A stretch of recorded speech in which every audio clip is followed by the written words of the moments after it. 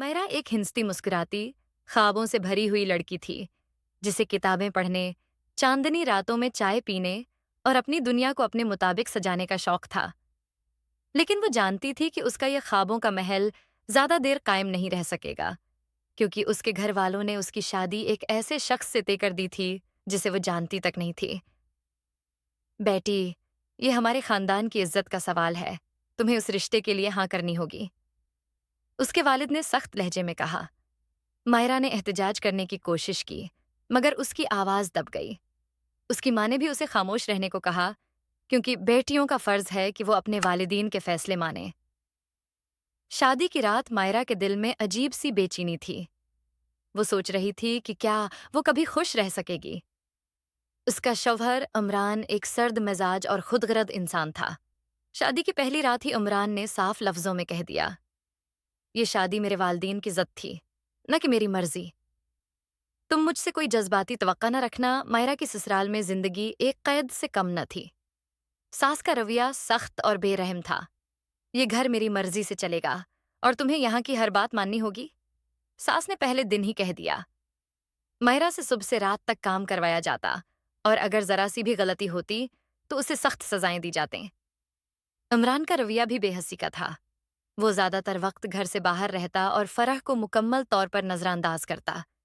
एक दिन मैरा ने हिम्मत करके अपनी माँ को फोन किया और अपनी मुश्किलात का जिक्र किया। बेटी, सब्र करो, यही तुम्हारी किस्मत है, माँ ने बेबसी से कहा। मायरा को समझ आ गया कि अब उसे खुद ही अपनी जिंदगी की जंग लड़नी होगी। मायरा ने महसूस किया कि इमरान के किसी और औरत के साथ ताल्लुकात हैं। एक दिन उसने इमरान को एक अजनबी औरत के साथ देखा। जब उसने इमरान से सवाल किया तो वो गुस्से से चीखा, तुम्हारी हिम्मत कैसे हुई मुझसे सवाल करने की? अपनी औकात में रहो। ये वो लम्हा था जब मायरा के दिल में अपनी जिंदगी बदलने की ख्वाहिश जाग उठी। मायरा ने अपनी जिंदगी के मकसद को दोबारा तलाश करने का फैसला किया। इसने अपने शौहर और ससुराल की सख्तियों के बावजूद रात के वक्त छिपकर ऑनलाइन तालीम हासिल करना शुरू की। अगर मैं अपनी जिंदगी को बेहतर नहीं बना सकती तो कम इज कम अपनी बेटी के लिए कुछ कर सकती हूँ, वो खुद से कहती। एक दिन उमरान ने मायरा के ऑनलाइन कोर्सेज के बारे में जान लिया और उसे सबके सामने जलील किया। तुम्हारी हिम्मत कैसे हुई मेरे पैसे जाया करने की?